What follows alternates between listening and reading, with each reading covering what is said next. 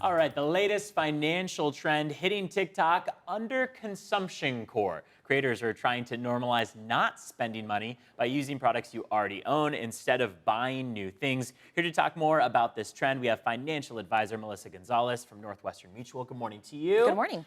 This is the idea, underconsumption core, that's being spread across social media and TikTok specifically, of basically utilizing all of the things that you have at home to their max, right? So what do you think sparked this, and what is underconsumption core in essence? Yeah, so underconsumption core really started because of the economic challenges that people are having because of student loan debt, overspending. And what's happening is that younger generations like millennials or Gen Z are really focusing on more of sustainable practices.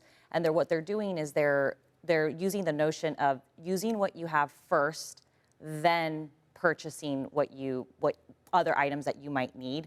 And then the other one is they're, again, really focusing on sustainability. But it's really happening because of the economic challenges. I feel like it has that bonus, of course, of sustainability, but there is that argument of, is underconsumption core really just regular consumption?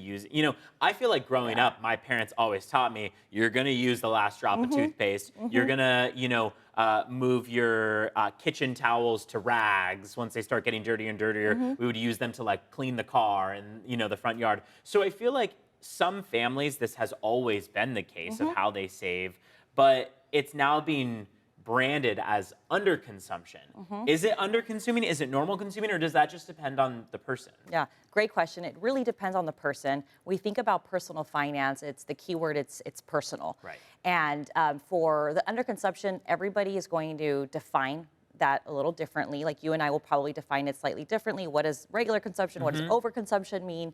But what I'm finding is that the more recent media trends or social media trends have been more focused on quantity over quality. Right. And what's happening is that people have been really focused on instant gratification and that more of that impulse buying. So everybody's going to look at it differently. And it's really what aligns with your own values on how you want to spend your money. Especially in a time where it feels like what we see is a lot of influencers encouraging people to buy these new products. And it is kind of this age of overconsumption, as a lot of people phrase it.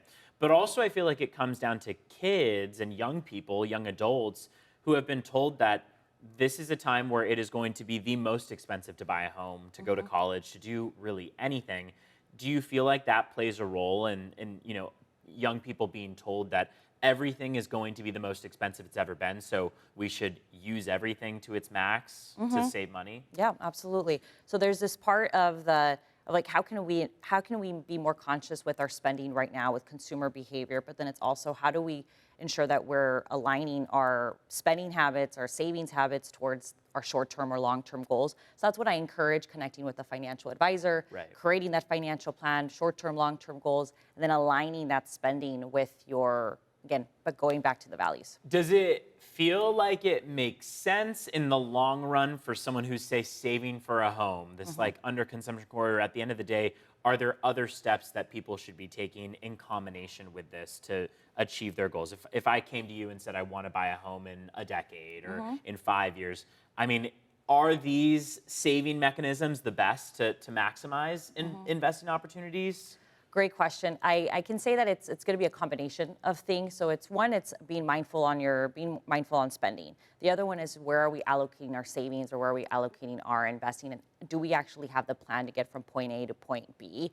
So there is a sense of being mindful in how we're allocating our dollars and spending that will impact overall just how you reach that goal of buying a house. But again, what is that end goal, and how fast are we going to get there? Northwestern Mutual has resources for people if they want more on how to start investing, how to start getting that high yield savings account together, because I feel like having all those together can be helpful, right? Yeah, absolutely. Where can people go for more resources? For more resources, it'll be at northwesternmutual.com. And of course, you can look me up at Melissa Gonzalez.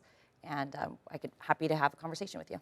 When it comes to all of these trends, I feel like the overarching idea is, it like you said, it is personal, case by case, right? For each person, as to whether or not, you can't have a one-size-fits-all prognosis for any of these trends online, right? Correct. Okay, Correct. makes sense. Thank you for being with us this morning. We appreciate it. Yeah, absolutely. All right, we have a quick break in store. We'll be right back after this.